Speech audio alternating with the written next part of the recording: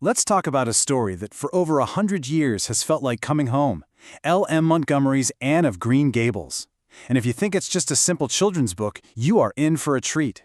This is a powerful story about how imagination can change the world, what it really means to belong, and how one unforgettable orphan turned a whole town completely upside down.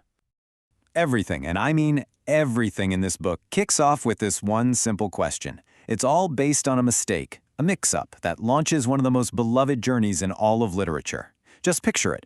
You're expecting a boy to help you on the farm, someone quiet, strong, practical, and instead you get, well, you get a whirlwind of poetry, drama, and red-headed passion. You get Anne Shirley. And here it is, the whole mix-up in a nutshell. On one side, you have Matthew and Marilla Cuthbert, their brother and sister, getting on in years, and their life at Green Gables is quiet, predictable, and practical. They need a boy to help with the chores, simple. But on the other side is what they got. A skinny little girl with fiery red hair, a wild imagination, and a mouth that literally never stops. She was the exact opposite of what they thought they needed.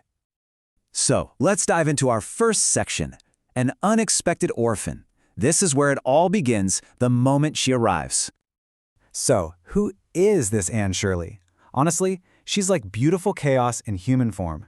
She's an orphan, yeah, but she survived a really tough childhood by building this incredible world inside her own head. She is so talkative, gets lost in these dramatic daydreams, and oh yeah, she has a temper that is just as fiery as her hair. She is an absolute force of nature, and the quiet, orderly life at Green Gables has no idea what's about to hit it.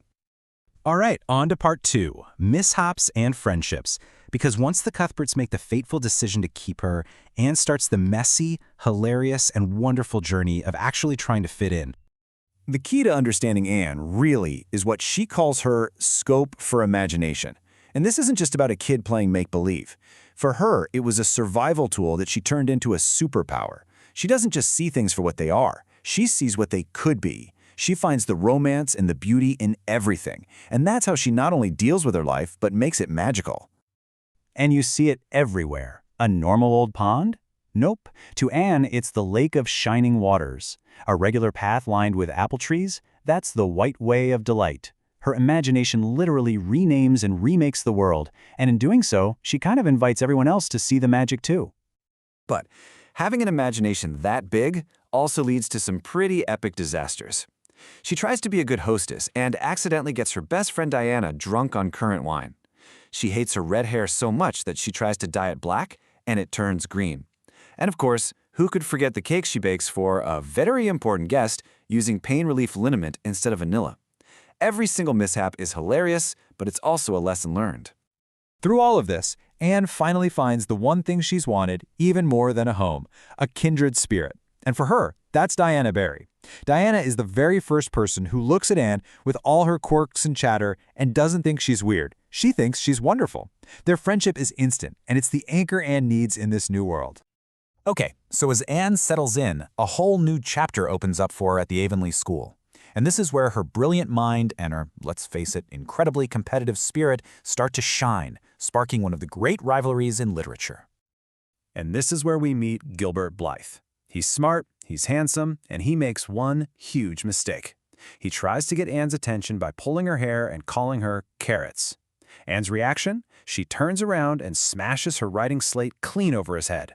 And just like that, an academic war begins that will last for years. You know, this rivalry becomes the engine for Anne's ambition. It's not just about winning, it's about proving to everyone, and most importantly to herself, that this unwanted orphan girl is worthy, that she's brilliant. It pushes her to work harder and dream bigger than she ever imagined. But of course, life isn't just school and daydreams. As Anne gets older, her world of academic triumphs has to face some very real and very harsh realities. The story takes a turn here, heading toward its powerful, emotional climax. Everything Anne has worked for is about to come true. But at the exact same moment, the very foundation of her world is about to crack. It's this incredible moment of triumph, mixed with just devastating heartbreak. So all her hard work pays off, big time. Her ambition takes her to the prestigious Queen's Academy, and she doesn't just do well, she wins the Avery Scholarship. This is huge. It's a ticket to a university education, a path to the future she's always dreamed of. It's all right there, in her hands. And then, at that absolute peak, tragedy strikes. Matthew Cuthbert, the shy, kind man who was the first person to truly see her and love her, dies of a sudden heart attack. And his death isn't just an emotional blow, it threatens everything. It puts the future of Green Gables at risk and leaves Marilla all alone. So this leaves Anne with a completely impossible choice. What do? Do you take the scholarship you fought so hard for and go build that bright future for yourself? Or do you stay with the only real family you have ever known, with Marilla, who's grieving and losing her sight and might lose everything? And her decision? Well, it's the final piece of her journey. It's what she calls a bend in the road, one of those unexpected turns that changes your whole path, but one she decides to walk down with her head held high. She chooses family. Anne gives up the scholarship, her dream, and decides to stay home at Green Gables. In that one selfless choice, her transformation is totally complete. The little orphan who showed up desperately searching for a home has now become the heart of that home. I mean, just look at this arc. She goes from a lonely, unwanted orphan to a spirited schoolgirl finding her place to a brilliant scholar at the top of her class. But her final role, as the anchor for her family, that's her greatest achievement of all. It shows just how far she's come. And then there's one last beautiful moment. Gilbert Blythe, her old rival, hears about Anne's choice, and he gives up the teaching job he had lined up in Avonlea so that she can take it and stay close to Green Gables. With that one act of kindness, their long rivalry is finally over, and something new, a true friendship, is ready to begin. In the end, what Anne's story really teaches us is that home isn't just a place you find. It's something you build with love and with sacrifice. In this quote, it just captures her spirit perfectly. She teaches us that life's unexpected turns, those bends in the road, they aren't things to be afraid of.